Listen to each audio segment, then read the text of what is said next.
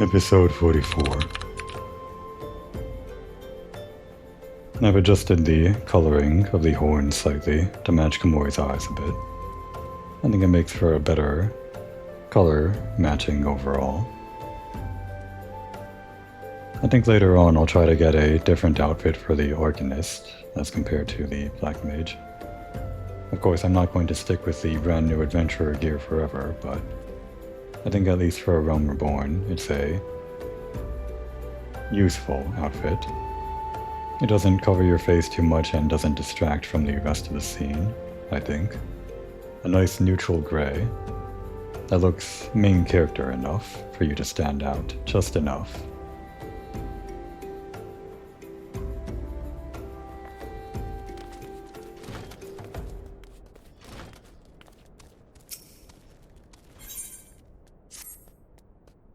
Persistent bugger. Very well, let's have a look at you. You've seen your share of battle, there's no mistaking that. And you did manage to obtain that adamantoise egg. However, that was not more than a display of brute force and blind courage. The nun I once fought also believed that his strengths would save him. He was wrong, and now I am none. Many years ago, I joined the company of heroes to hone my skills, instead of challenging my predecessor, before I was ready. Even when I was young, I understood that victory goes to the patient, the cunning, the pragmatic. That is why I claimed my position, and it is why I still hold it. And it is why I will not help an unproven whelp. The children of the Suns do not offer aid to strangers. To do so is a sign of weakness. However, if you were recognized as a skilled hunter in your own right, it would be permissible to assist you. Across the desert to the east lies an Amalja encampment. There dwells a warrior renowned both for his strength and guile. To even face this Amalja in battle, you must first find a way to lure him away from the encampment. This will be your test. To draw out and defeat this veteran. For this I offer you no advice, only this worn spear. Why, you ask? You will have to solve that riddle yourself. Now go. Slay this old warrior and bring me his necklace. Now what he mentioned, the title of Nun, other than being the last name that appeared in his nameplate. I'm not too familiar with it myself, but take this with a grain of salt, I might be paraphrasing here. I believe that has to do with the whole culture of the cat race. What are they called again? Mikote. Mikote have some kind of naming convention where their position in their clan or whatever dictates the letter that goes in front of their name. In the person's name we just met, the U in Uod. And I guess Nun is also something that appends onto their name when they become leader of the clan. Through right of succession or battle, it seems.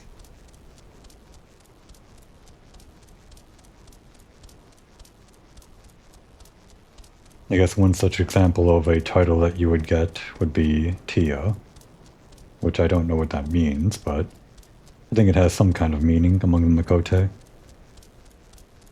Not sure what the prefix letter G on top of your name means, or if there is any meaning. That might actually be the clan that they come from, or whatever. Like, everyone belongs to the U clan or the G clan or something like that. Well, maybe we'll learn about it a bit later if there's someone that's going to teach us about it. Otherwise, we're going to have to just rely on whatever flavor text we get from the main quest.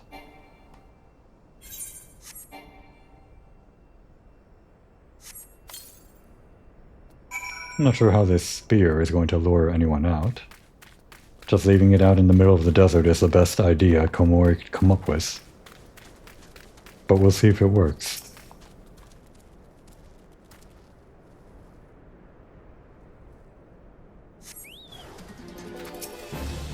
Lo and behold, it worked.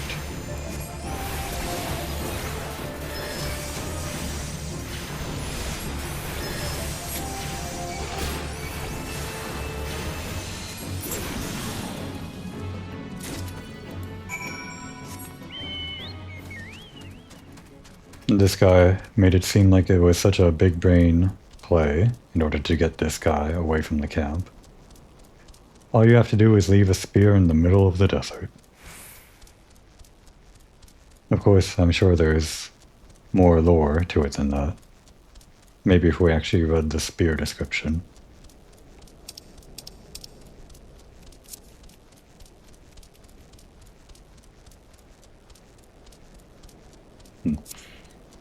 If the item appeared in our log, we could probably still read the description, but it doesn't seem like it does.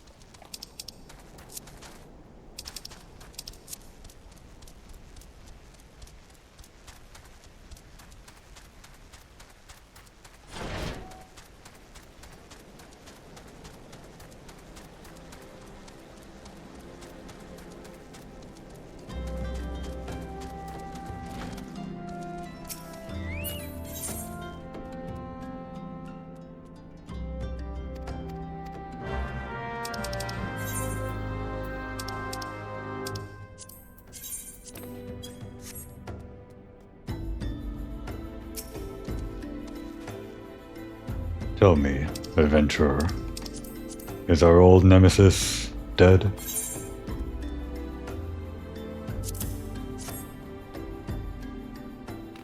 Tis a fine necklace. As befits a veteran of countless battles, it will make an excellent trophy. The spear? It belonged to one of his brothers. I knew when he spied it from afar, he would be unable to resist, venturing outside the encampment to see for himself.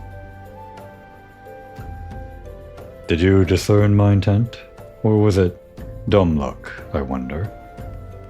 Probably dumb luck. Either way, you impress me, adventurer. I shall tell you of the ingredient you seek.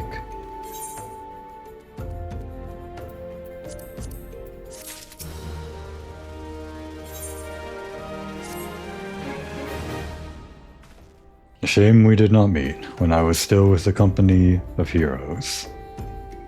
You would have made a fine recruit. A no-point dwelling, oh, it cannot be. You have a Welwick worm to hunt. Sandworms slither brazenly across the desert dunes, but Welwick worms are far fewer in number. Rarity breeds demand, so their meat is highly prized as a delicacy. The only way to catch your quarry is to entice it with something it cannot resist. These worms prey on smaller creatures of the Sagoli. A freshly slaughtered angler carcass would be my choice of bait. There is an area teeming with anglers to the east. I will mark it upon your map, along with the location where Welwick worms are most frequently sighted. Be warned, the blood will drive the worm into a feeding frenzy. If your skills are lacking, it will devour you as well.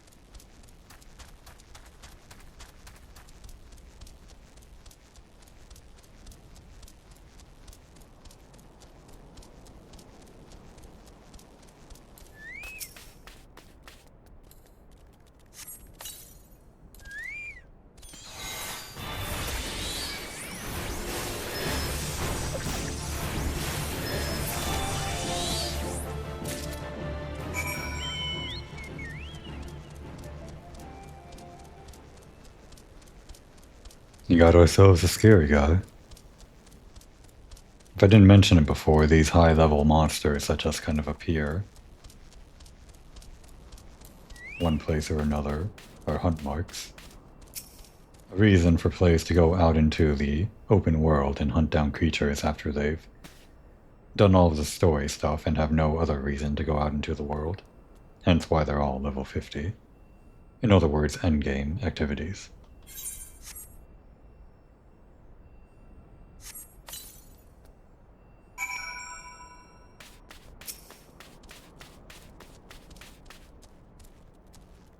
Leaving things in the middle of the desert. A handy tactic.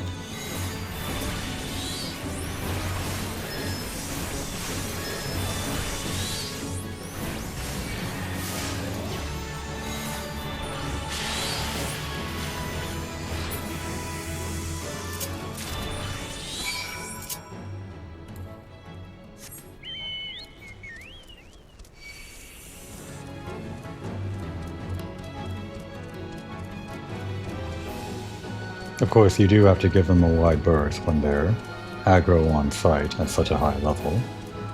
These things will one-shot you if you're not careful. A lot of new players probably encounter one of these elite hunt marks or whatever just outside the gates of their starting city-state, and without looking at the high level that they have, perhaps try killing it. Some of them don't look as imposing as that, so you wouldn't think to look at their level. They could be like a white rat or something. Just a rare breed of rat that looks different from the rest.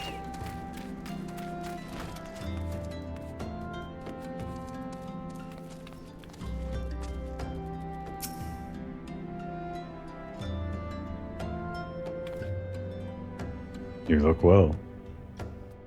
Have you caught your quarry, then?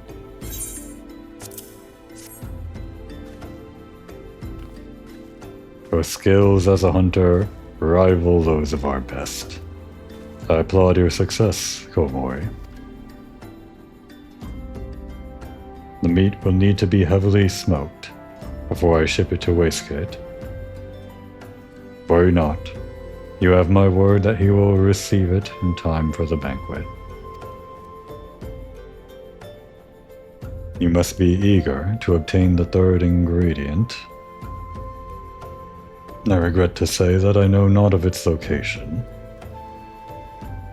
For the nonce, you should return to Costa del Sol and seek Wastegate's counsel. But hold a moment. Since you will be meeting the captain again soon, there is something I would like you to deliver to him for me.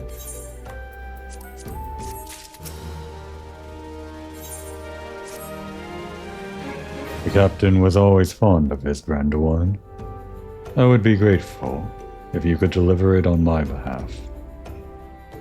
I was a reckless, angry youth when I first joined the company, and he would have been well within his rights to cast me out. Everything I have, I owe to his wisdom and generosity. Wastegate was a firm yet fair teacher, an expert molder of men, and I suspect that is still the case now.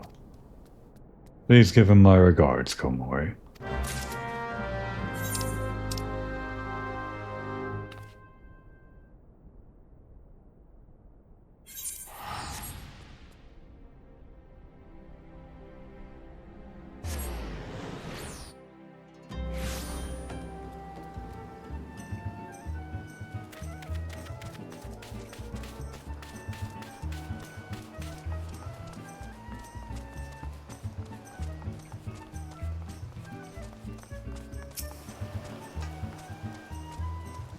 Well met, Komori. Landinella and Nunn both spoke highly of you. What brings you here today? My favorite. I shall have to thank the nun personally. Now you have but one ingredient left. Fortunately, you will not have to travel to Eldenord this time to obtain it.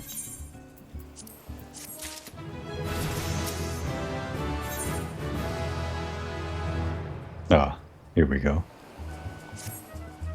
Truth be told, I never intended for you to collect this last ingredient. Brayflox, my old quartermaster, wished to bring it to Costa del Sol herself.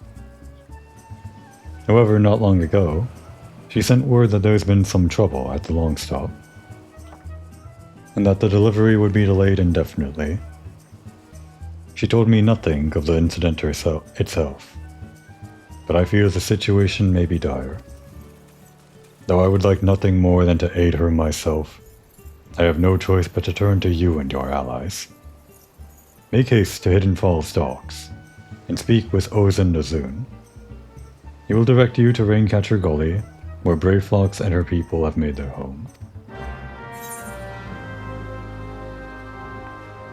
A bit of a weird quirk of this map design. Similar to Upper Lenosia for some reason, the region is split into two, which are connected by a boat ride across.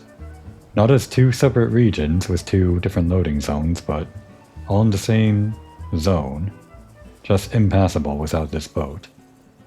Once you unlock flying, you can just fly from one zone or one side to the other, but it's kind of weird that it was designed this way in the first place, with a giant mountain blocking the area between the two. Again, I have to wonder why they didn't just design it as two separate areas, or something like that. Not that it matters. I guess it just means less fading to black for a loading screen or something.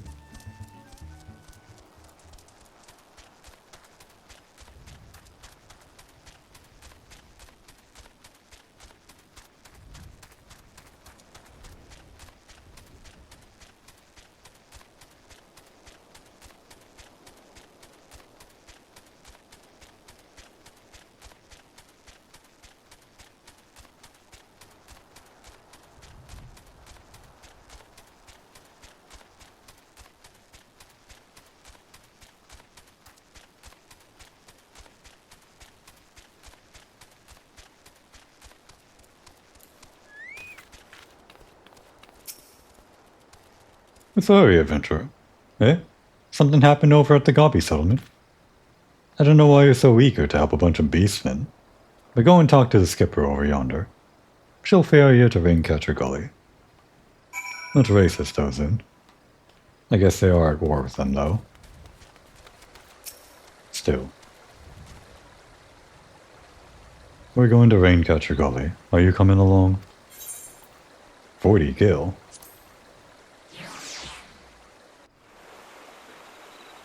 I wouldn't pay $40 for a boat ride, this short of a distance.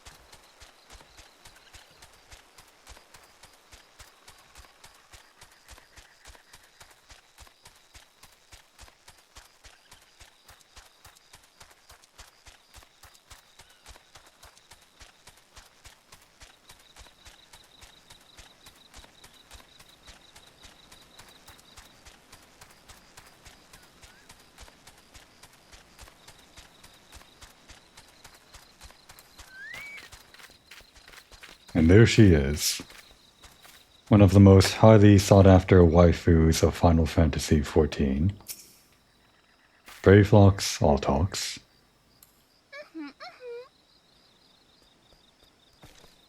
Pshh, tongue flaps of Wastegate be reaching ears of Brayflox. Uplander is come for tasty fresh gobby treats, yes? Quest prize of Uplander deep in Longstop. Flighty beast. Chase Gobbyflock from homes. Gobbyflock needs goodly Uplander. Give safety to Longstop. With much hand lending.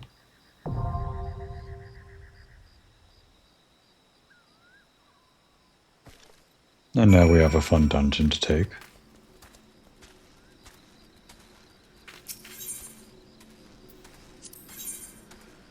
I could do this as a black mage, but we're still trying to ration our experience between the two classes.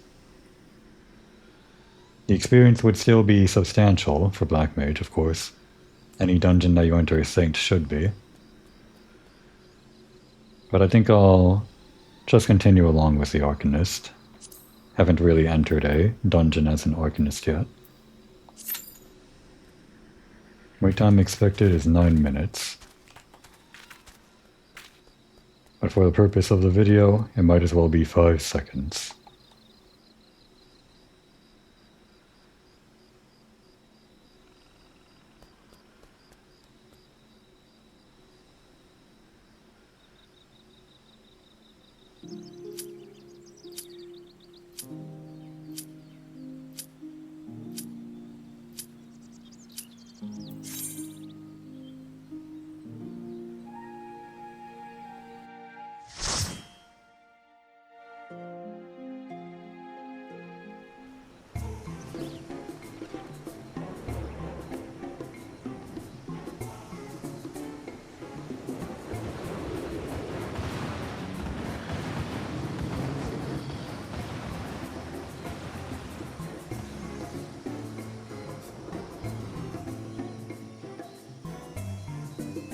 Well, that certainly took longer than 9 minutes on my end. I guess that's why they give you the duty support. Still, I would have expected more players able to join on a Saturday night. Especially with the event going on.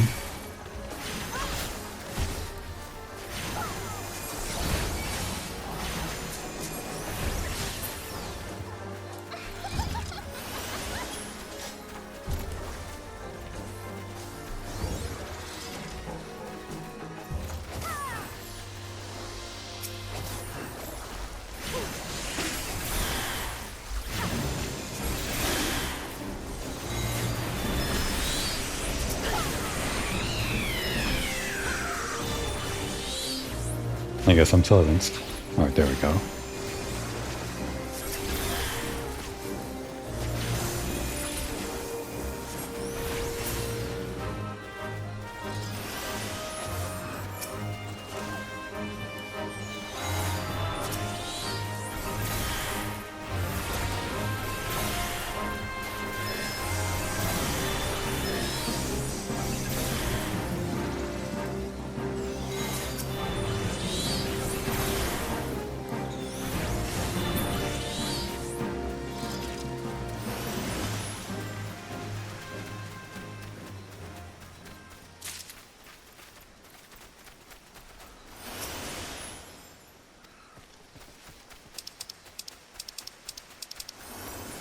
Twist gate key. Open head gate with much fastness. I'm probably not going to be able to read all the dialogue with the speed a group of human players goes through the dungeon. That's fun.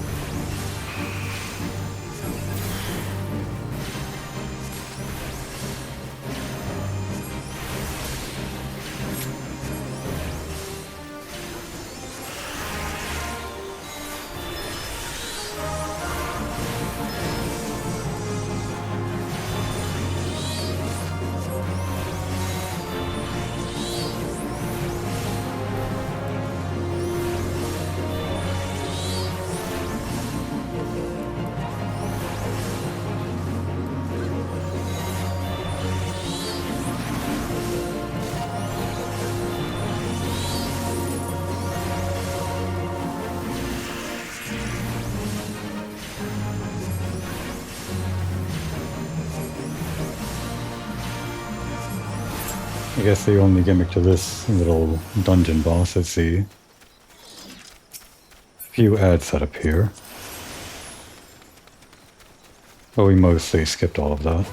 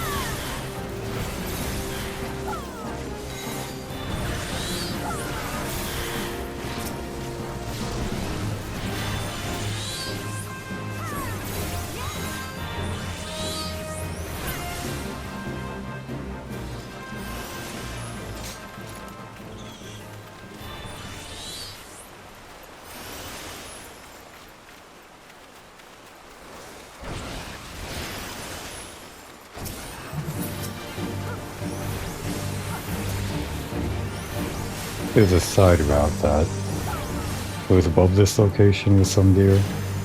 Not that we need it. I just want to collect what I can for the purpose of getting company seals to trade in at a later time.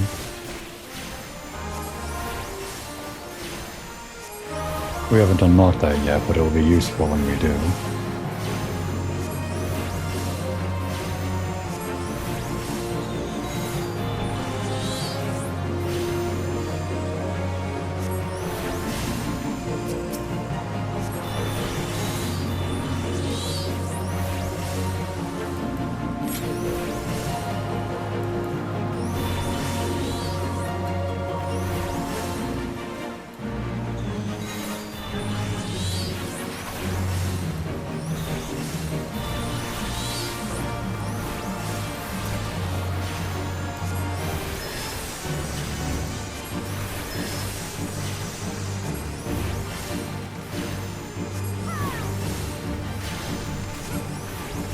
I don't actually know what Brave Fox does in this fight.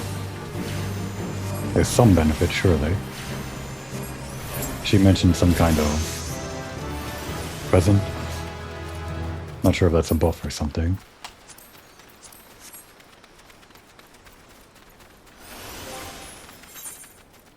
I should have eaten before this.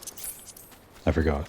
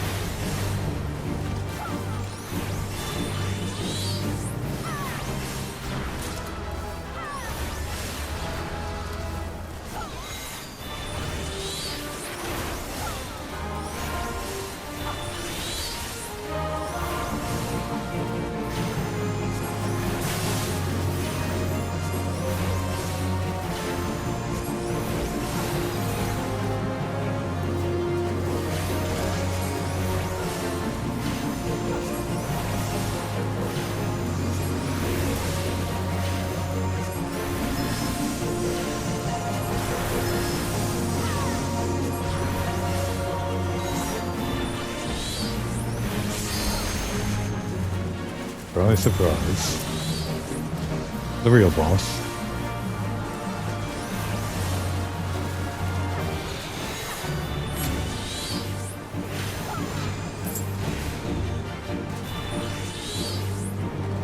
Get back here, you.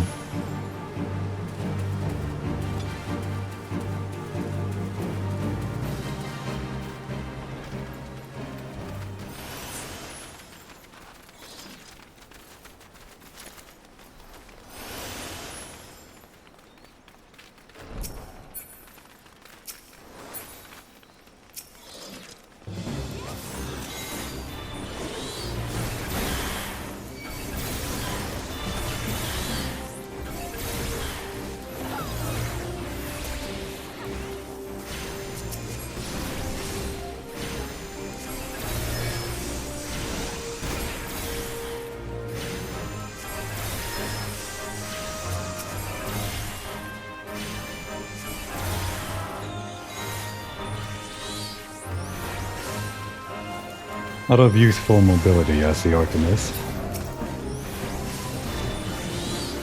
The special ruin spells that you get are instant cast, other than the ruby one, as well as activating the carbuncle itself is instant, so there's a lot of windows where you're not spending time standing still casting.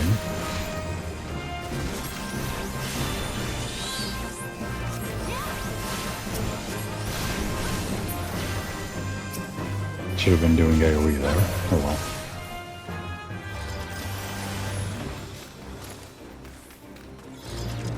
Oh, I guess we're fighting.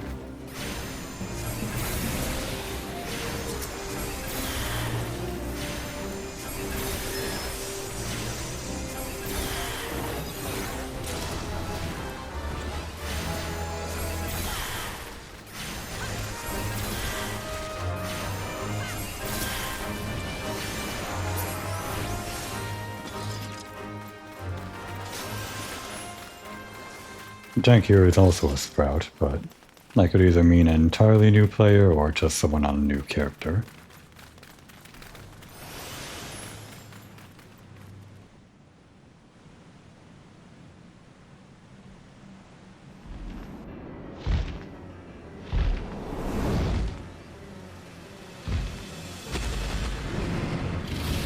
Judging by the skipped cutscene, it just seems to be a new character tank.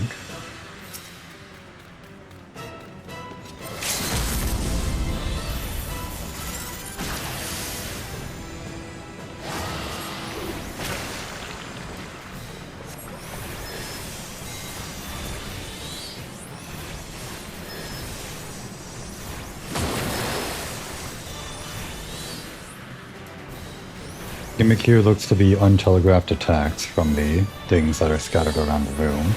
Of course, I guess that counts as being telegraphed, but by that I mean no AoE circle until it's ready to attack.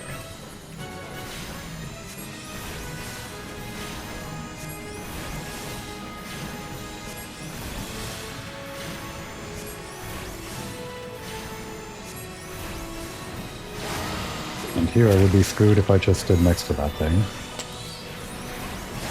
Looks like it's layering its attacks. Good thing we have mobility.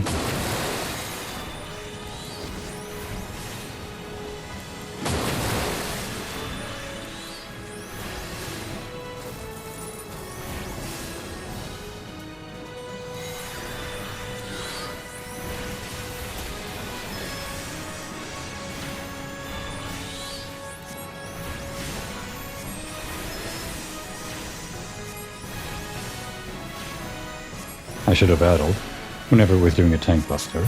That's good practice.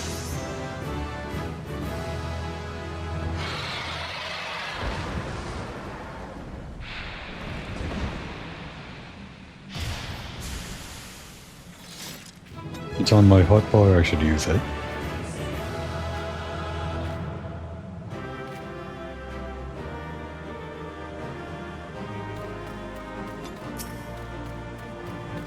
I would give a player commendation to whoever stayed behind. Oh well.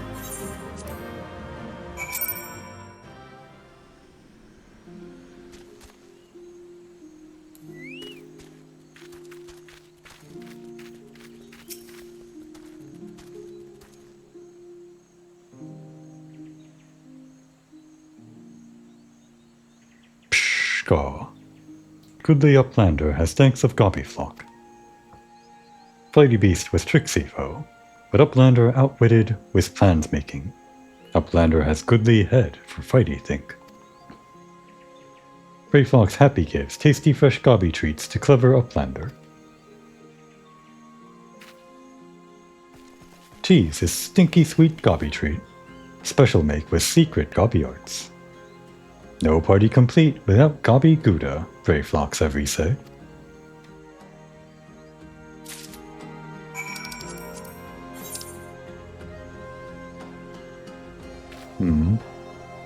Haven't really explored this southern area.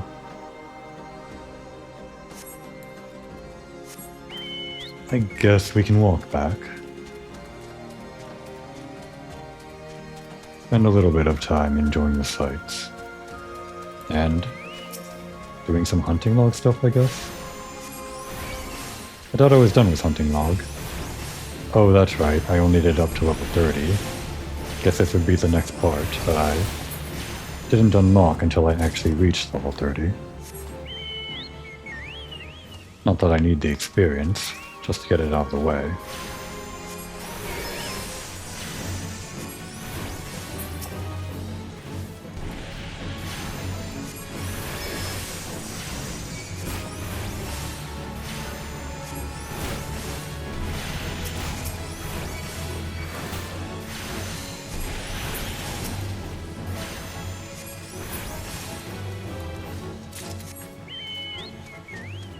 Oh, one more. Sometimes it's 4, not 3.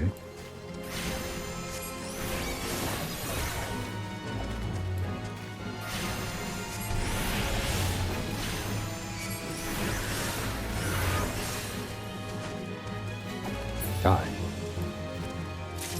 Surviving on 0.1% HP.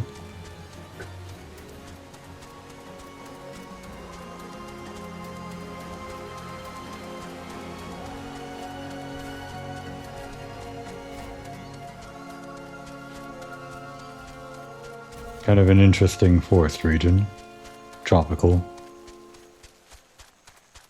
Not one that I remember too well from this game. Oh wow, look at this. Did we see any of these in the cutscenes that I showed in the first episode? These are some kind of Guardian Magitech War Machina or something. I guess this is left over from their invasion or something like that, now rusted over. From 5 years or some further time longer ago. You would see a lot of these in a searching cutscene that plays. I think a cutscene, or not a cutscene, the intro cinematic to 1.0, which I believe featured a fight between, who's that big serpent? Midgard Sormer, the giant dragon primal, and the big fleet, or air fleet, that the Guardians had. I'm pretty sure that happened in the 1.0 intro cutscene. If not, it happened in one of the cutscenes that I showed in the first episode.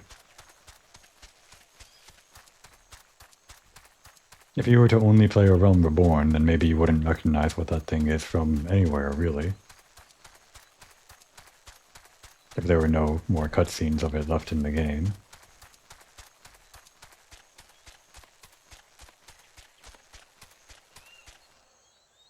This other route.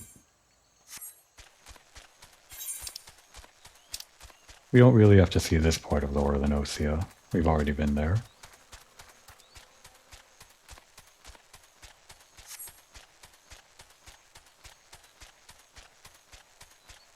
Just wanted to see what this thin strip of land was. I guess it was a bridge, obviously.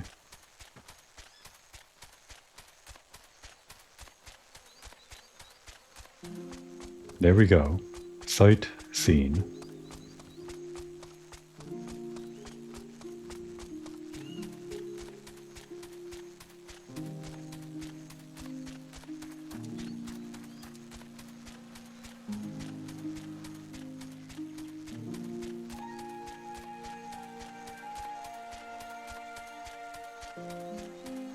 Where does this gate go?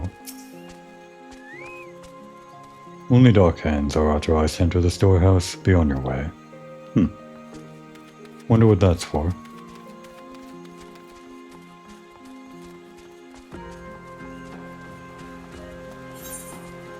To the north of here, I guess there's an aetheryte, but pretty sure we'll go there for the main quest at some point. And of course the castrum, the fort that we saw on the horizon, on the other part of the map.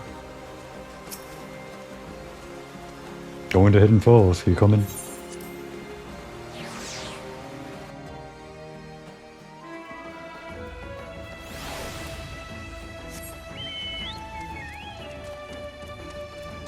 This weather is fine and all for the Halloween season, but when I'm doing main story stuff that isn't seasonal, I prefer it to be sunny Better for recording.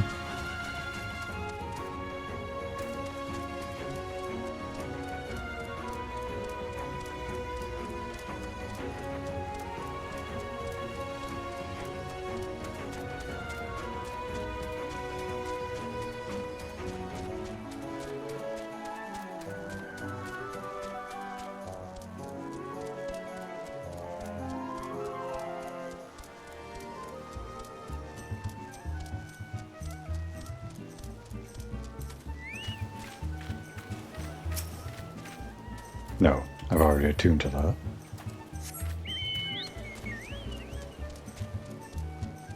I guess walking in on foot set my brain into the instinct to attune to the etherite. I gather you solved Brave Fox's little problem. By the gods, that unholy stench. This is, definitely goblin cheese. Judging from the smell, this should be quite flavorful. How is it made? It's best you remain ignorant of such things. I still remember when I learned what kind of milk they use.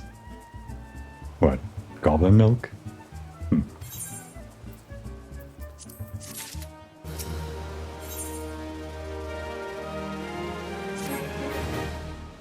Bravo, Komoy. Thanks to you, our guest shall be honored with a marvelous banquet. But what good is an exotic feast without an equally exquisite aperitif? Luckily, I know just the person to ask. Make your way to Wineport and seek out Shamani Lomani, another former member of the company. All you have to do is give him this order slip. He'll take care of the rest.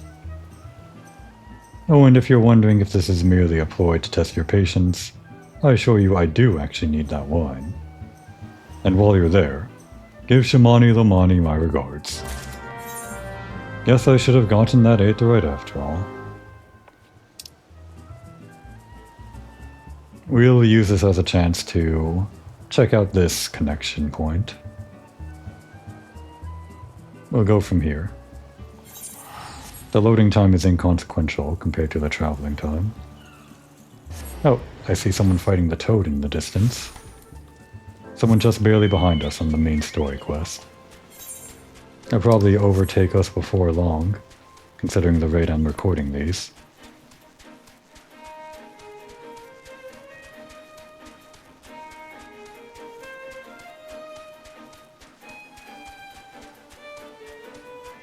I like this hill overlooking the landscape, but you can't see any of it with the fog.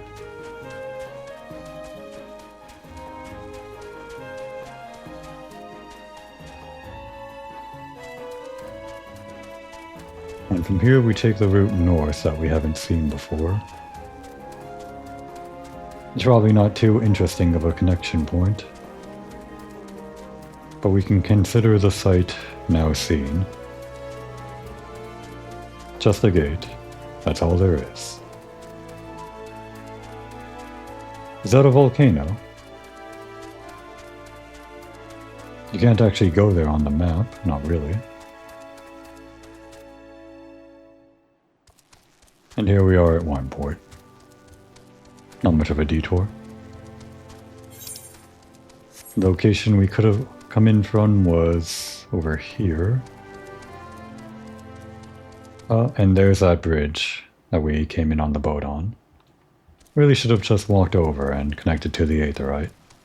But I was stubborn. Only wanted to go somewhere when a quest takes me there. What is this blue quest?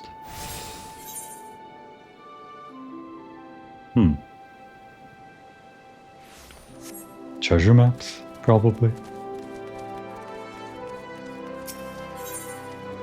So it is. Fancy yourself a romantic, friend? Do you oft find yourself gazing off into the horizon, yearning to travel in search of storied relics left behind by the heroes of yore? Yes, you say? Then do I ever have a proposal for you? I was accosted the other day by a slobbering drunkard. Bear with me now. I assure you this gets better. Who most eagerly regaled me, From what I could gather, mist, slurred speech, and copious amounts of spittle, that is, with the tale of a treasure map he had stumbled upon in his travels. I don't recall the particulars. I was emptying my innards of some foul swill at the time, you see. But it sounded rather convincing to my ale-addled brain. What I do remember is that the fellow mentioned striking out at first light for Raincatcher Gully to visit a miner friend. Should the prospect of hunting for hidden riches set your heart aflutter, I reckon you might still find him there. Well, that's not too far. You probably should go talk to Shamani first. But I won't.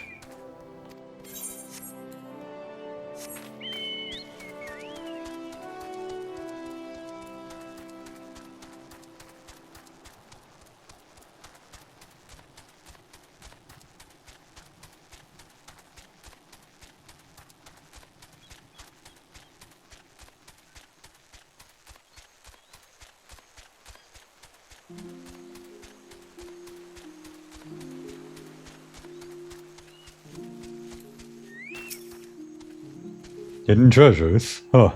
Another gill-crazed greenhorn reeled in by Ildwine's tall tales, eh? Yes, Ildwine. That's the doddering fool's name.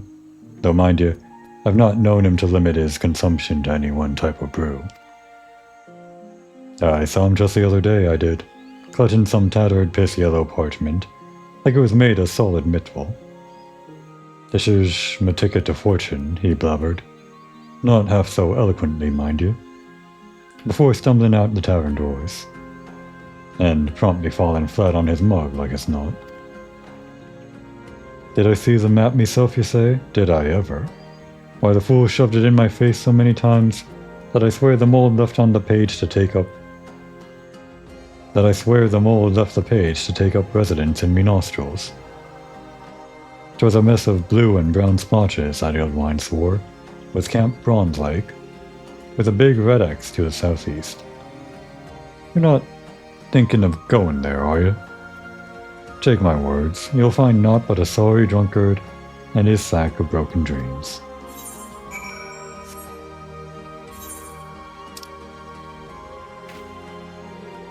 Ah, that's further north. Well, we'll say Komori takes that guy's word for it.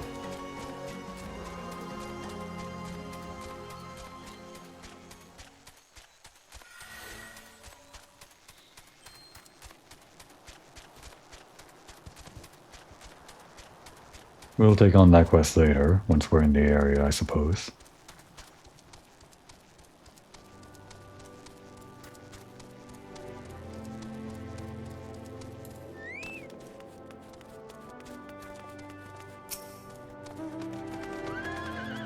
Sweat, grime, and blood. Aye, you reek of blood. An adventurer, unless I'm mistaken. What brings you to Wineport? In order? Let me guess. A request for the finest vintage I can muster. This paper smells of loam and perfume, Costa del Sol. And there's also the unmistakable odor of goblin cheese. Yes, Master Gigaruju would not settle for anything less than the best.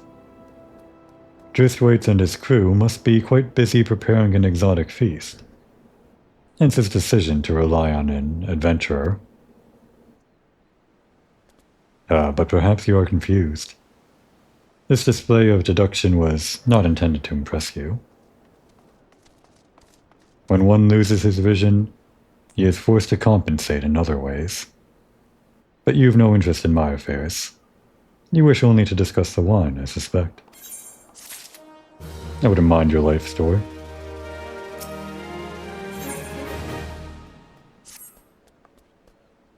Life can be so delightfully unpredictable.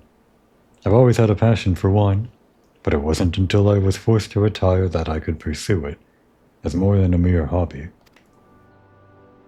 It wouldn't have been possible if not for the savings I amassed during my time as a mercenary, of course. Say what you will about the nature of that work, None can deny that it pays well. Ah, but you grow impatient. A Whiskey must have his wine. Herein lies the problem. Nothing in my possession is of sufficient quality for this occasion. The best vintages in town are hoarded by Berglaint, who owns and operates the largest winery in Villebrand.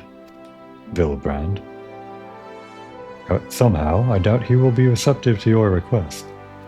But given these circumstances, we must needs beg his assistance.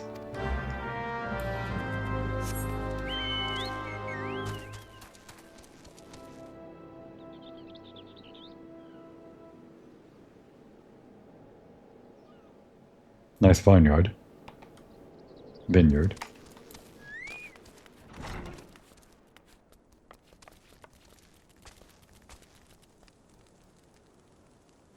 How sordid.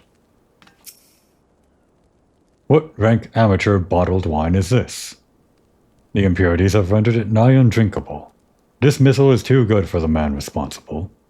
He should be made to drink every drop of his polluted swill. What is it? I'm in the middle of an important discussion, and I do not care for interruptions.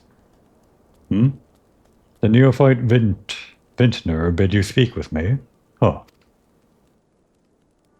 Neither you nor your friend has the palate to appreciate the subtle qualities of my private stock. I would sooner serve you globule urine than sell you my worst vintage. Be gone from my sight. Oh. I won't mind mounting my chocobo in the middle of your establishment with that attitude. Good day, sir.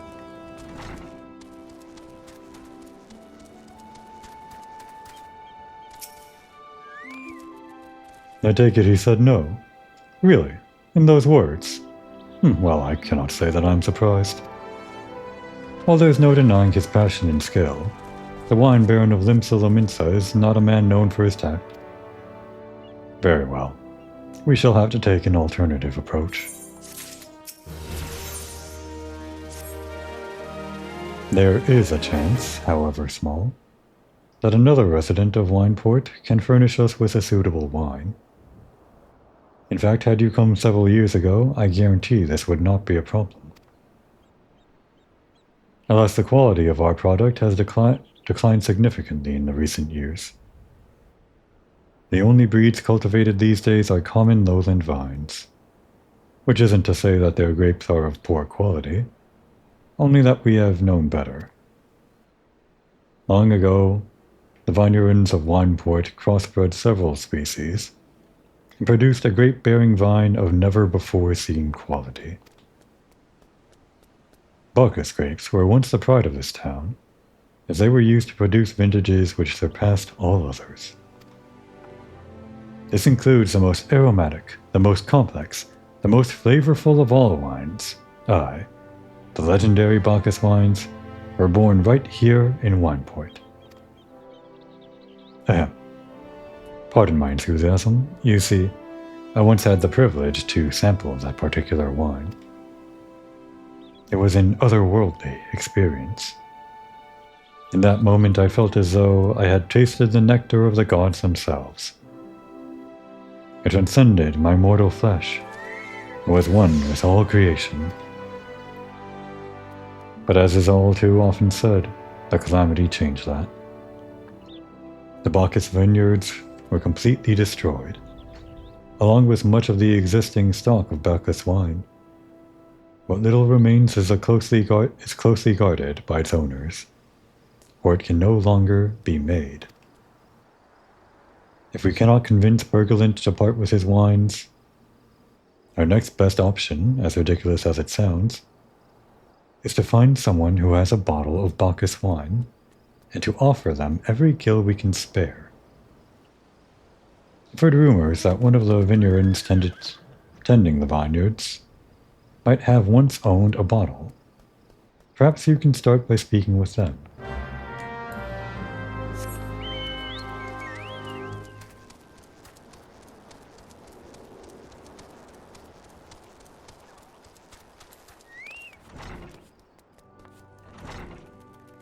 Not indoors then? Around the corner, I guess. the other corner. Is this really where the main quest wants you to go? Through the bushes, behind a building?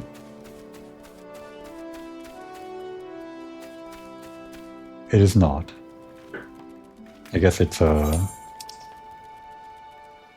above?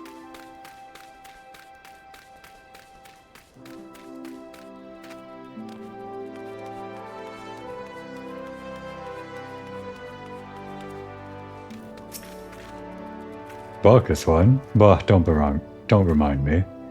Used to have a cellar filled with the stuff. Thought I could keep the wine safe from thieves and the elements. Never counted on a bloody primal blowing up my goddamned house.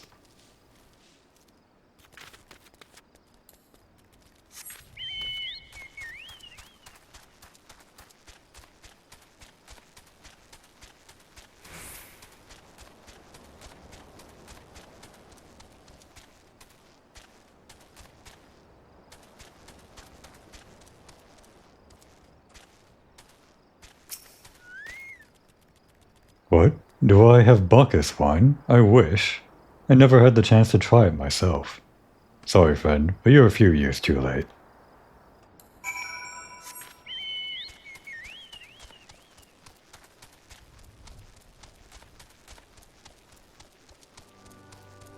Well, that was a fruitless endeavor. Fruitless. Grapes. Wine joke. No luck, most regrettable, but we had to try.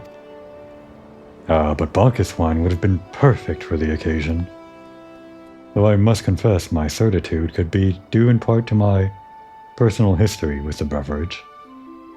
It is, after all, the very reason I decided to become a vintner. After Titan blinded me in our battle beneath Ogamoro, I fell into a deep depression. It wasn't until I tasted Bacchus wine for the first time that I realized that there was still so much I could experience, even in my condition. It helped me to find a new direction in life.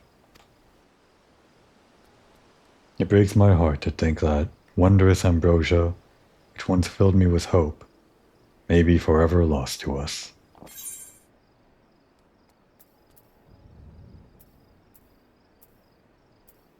Not that we're gonna use it, but guess we'll get the intelligence one, since Komori is so sorely lacking.